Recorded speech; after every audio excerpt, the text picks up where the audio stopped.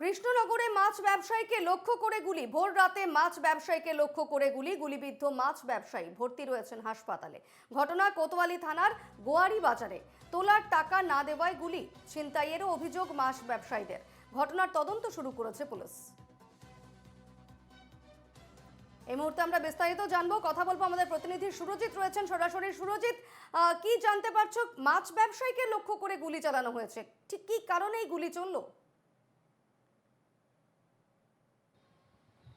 দেখো, গুলির কারণ হিসাবে প্রাথমিকভাবে যেটা জানাচ্ছে যে তার কাছে তুলছিল, অর্থাৎ টাকা চেয়েছিল জোরপূর্বক, সেই টাকা দিতে অস্বীকার করায় কিন্তু এই গুলি চালিয়েছে। এবং পাশাপাশি যেটা জানতে পারছি যে ওই দুই মাছ ব্যবসায়ী, তাদের বাড়ি নগেন্দ্রনগর, কৃষ্ণনগর কোতোয়ালি থানার অন্তর্গত, এবং দুই ভাই তারা প্রতিদিনই ভোরবেলা গোয়ারে বাজার থেকে মাছ কিনে পাত্র বাজারে বিক্রি করতেন। সেই মতো কিন্তু আজকে ভোরেও গোয়ারে বাজারে গিয়েছিলেন মাছ কিনতে। ঠিক তখনই কিন্তু জোনা কয়েক দুষ্কৃতী তাদের দুই ভাইকে ঘিরে ধরে এবং তাদের কাছ থেকে নগদ টাকা চায়। টাকা দিতে অস্বীকার করা, এরপরেই কিন্তু তাদের লক্ষ্য করে গুলি চালায়।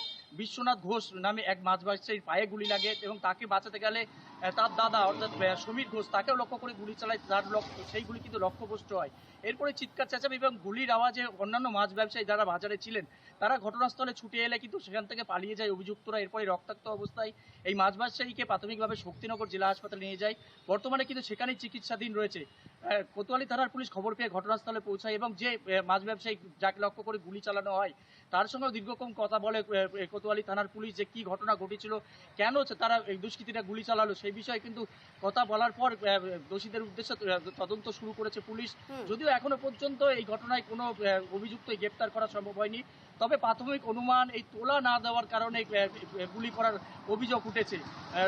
পাশাপাশি ঘটনার পুরোটাই তদন্ত করছে কোতোয়ালি থানার পুলিশ।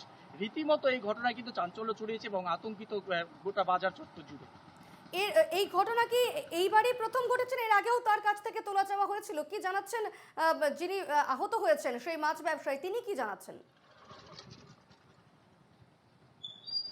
দেখো, তিনি যেটা জানাচ্ছেন যে এই যে যার বিরুদ্ধে অভিযোগ তুলছেন, যিনি যে অভিযোগ তাকে লক্ষ্য করে গুলি চালিয়েছে, তিনি কিন্তু এর আগেও এই সমাজ বিরোধী মূলক কিন্তু এলাকায় কাজ করে থাকতেন। এর আগেও তার বিরুদ্ধে একাধিক অভিযোগ রয়েছে এবং আগ্নেয়াস্ত্র নিয়ে ঘুরে বেড়াতো।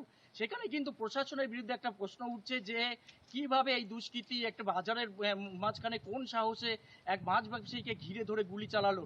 তাহলে পুলিশ কাছে কেন খবর থাকলো না? কিভাবে এই অভিযুক্তরা খোলা মঞ্চে এই আগ্নেয়াস্ত্র নিয়ে ঘুরে বেড়ায়, সেই প্রশ্ন কিন্তু স্বাভাবিকভাবে উঠছে। তুমি জানো, এর আগেও কিন্তু এক তৃণমূল নেতা তার জমি বিক্রির তোলা টাকা না দিলে তার বাড়ি ভাঙচুর করা হয়। অর্থাৎ যত দিন যাচ্ছে ততই কিন্তু এই দুষ্কৃতীদের তাণ্ডব কিন্তু বৃদ্ধি পাচ্ছে। সেই জায়গায় কিন্তু প্রশাসনের একটা গাফিলতি, প্রশাসনের একটা নিরাপত্তার ভূমিকা নিয়ে প্রশ্ন তুলছে এলাকাবাসী। একেবারেই। ধন্যবাদ সুরজিৎ।